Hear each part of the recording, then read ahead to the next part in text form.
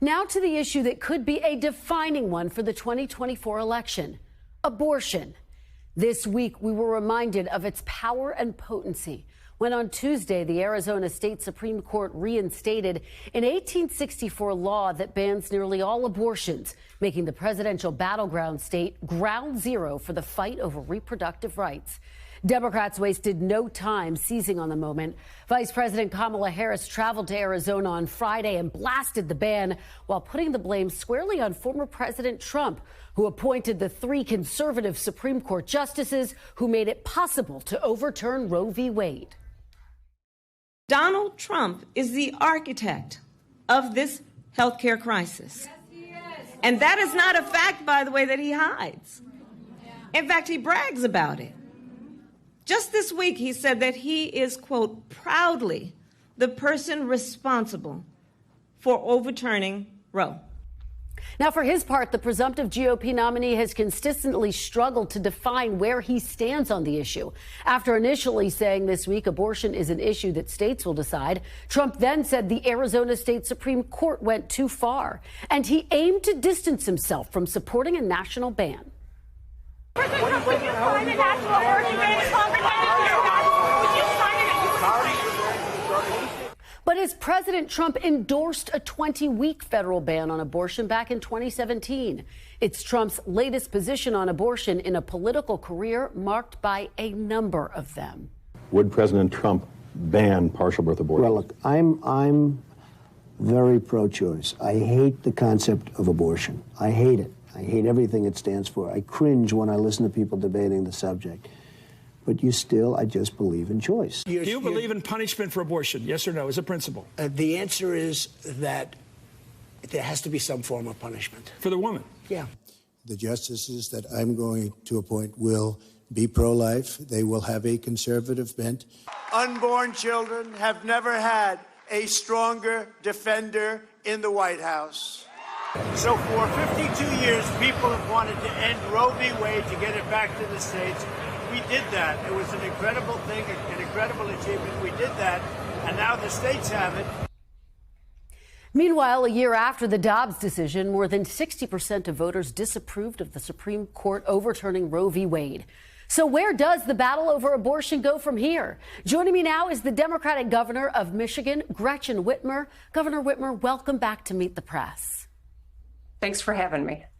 Well, Governor, thank you for being here on a big morning. Former President Trump held a rally last night. He did not mention the issue of abortion, but earlier this week, he noted that abortion laws are left up to the states. He said he wouldn't support a national ban. How concerned are you that his efforts to straddle the line could effectively weaken this issue for Democrats?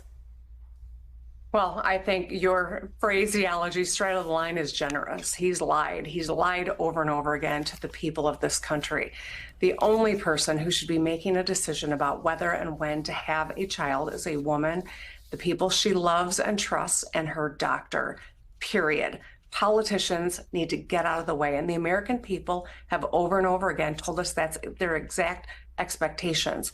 And so as I speak to people in my state or around the country, it's very clear abortion is not just on the ballot in places like Arizona and Florida. It is on the ballot in all 50 states because the former president has said many different times that he would sign a national abortion ban. And that's really a very real possibility that would undo all the progress we've made in states like Michigan, Ohio, Kentucky, etc. This is on the ballot for every one of us in this presidential election. Governor, you take me to my next question, which is, do you think that President Biden should make this the defining issue above all others in 2024 on the campaign trail? Well, I think that this is at the heart of so many Americans' concerns, our fundamental freedoms as Americans, our ability to make the most consequential economic decision in our lifetime is whether and when to have a child. It is the ability for the infertile couples, so many millions of whom have relied on embryonic in vitro fertilization. All of these things are very much at risk, and I know that it is at the heart and center of people who want desperately to start families, who desperately need access to medical care.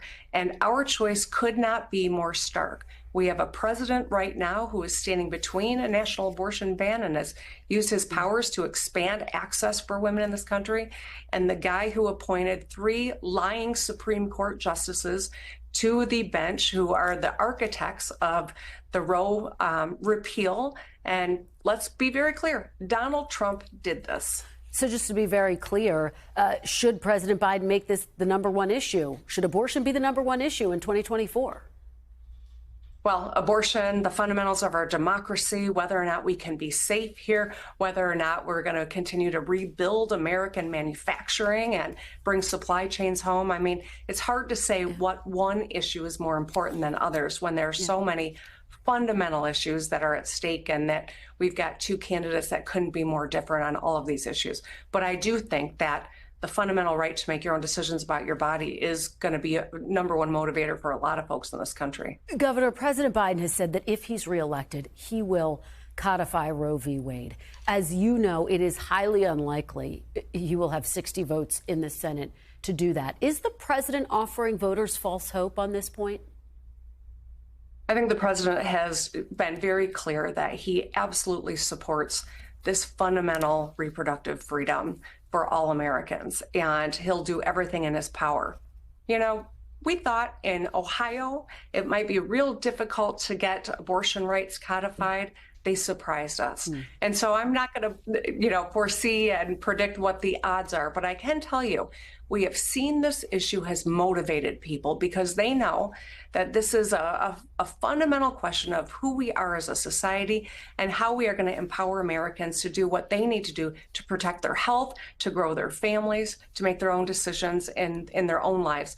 And politicians should get the heck out of the way. Let me ask you a little bit about the policy. According to the CDC, slightly less than 1% of abortions occur after fetal viability. Where do you stand on this, Governor? Should there be any limits on abortion after viability, which usually falls somewhere between 24 to 26 weeks?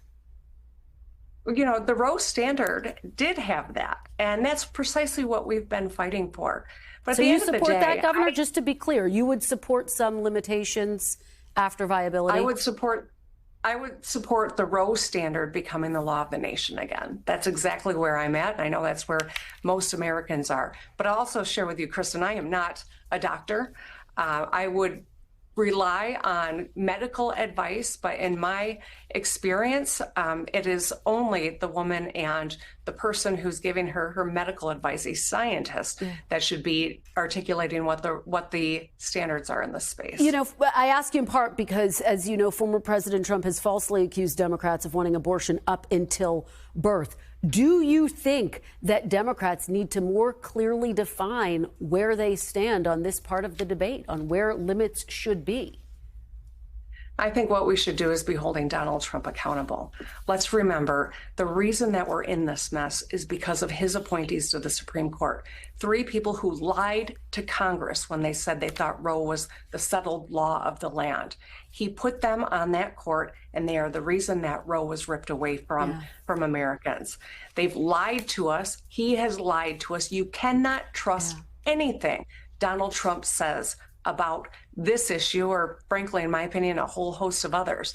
And that's precisely why I think it's so important that we reelect Joe Biden and Kamala Harris to the White House, because they are the only ones you can trust on this issue. Their position has been rock solid. They trust women and medical providers, and that's the only people who should be making these decisions. Let's talk about what is happening in the Middle East. Approximately 60% of Michigan voters disapprove of President Biden's handling of the war in Gaza. Your state obviously has the largest Arab American population in the country. Less than 20% of Arab Americans nationally say that they will vote to reelect President Biden. Do you think this issue, President Biden's handling of the war in the Middle East, could cost him the state of Michigan?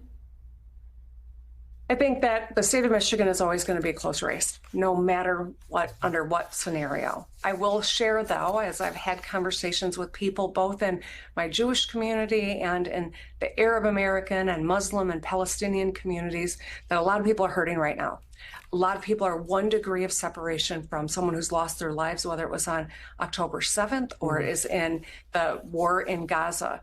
And so I'm trying to keep an open dialogue to stay focused on how we support these beautiful, diverse communities here in Michigan.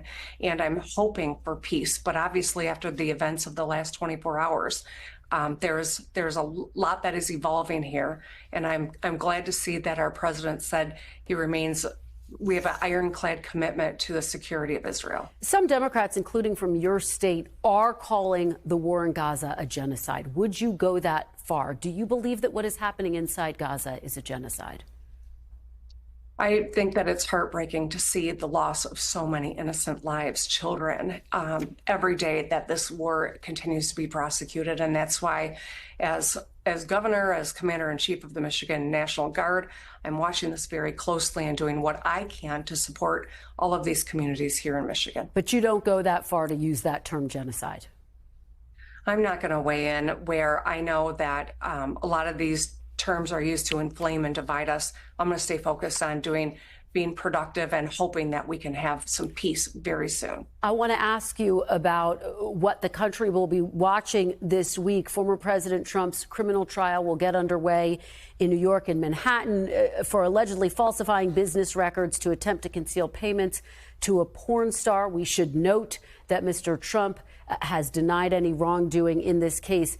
Do you think the Biden campaign, which is currently planning to counter-program these criminal trials, should be leaning in more directly, talking about Trump's trials directly? You know, I'm not sure, Kristen. To be honest, we are in unprecedented territory. We have a former sitting president who's got 4 different criminal trials in process. This one's kicking off. We keep referring to it as hush money, but I like how you actually went a step further to explain to people he lied on his business financials. This is a man who is loyal to one thing. The truth is not it. It is Donald Trump. His story changes. He has betrayed his oath of office. He betrayed his postpartum wife and their new child. He has betrayed all the people that invested in his companies and the people who worked for him. This is, I think, one more very clear reason why I don't think we can trust this man with our future, with our democracy, and certainly with our fundamental rights. All right. Governor Gretchen Whitmer, thank you so much for joining us. We really appreciate it.